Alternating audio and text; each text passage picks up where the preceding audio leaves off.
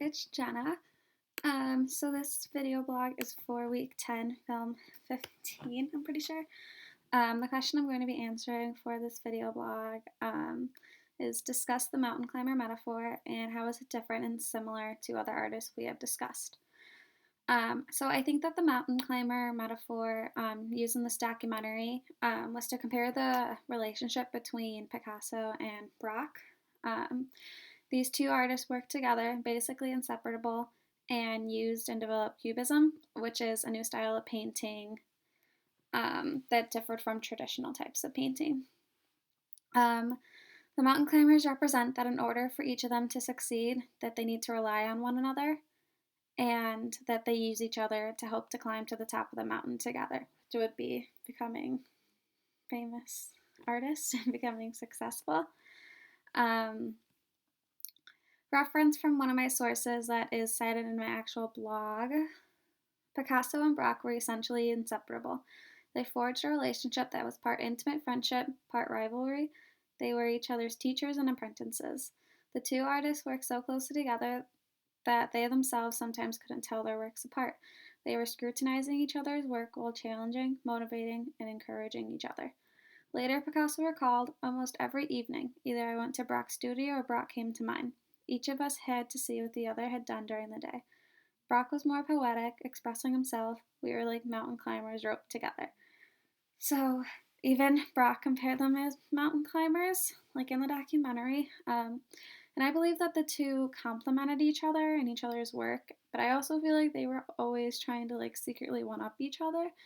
I don't know, but I feel like that's kind of healthy in a friendship. You want them to do good and you want them to be the best, but you also kind of want to be the best. So I just think that's how their friendship was. This rivalry duo reminds me of Michelangelo and Leonardo, who didn't work together and they competed against one another to be the best. Leonardo da Vinci was older and during the time of their when they were competing against each other, Da Vinci was experiencing the peak of his career and was I'm pretty sure he just come out with the Mona Lisa. And Michelangelo was newer and more upcoming, and they had totally different styles of painting.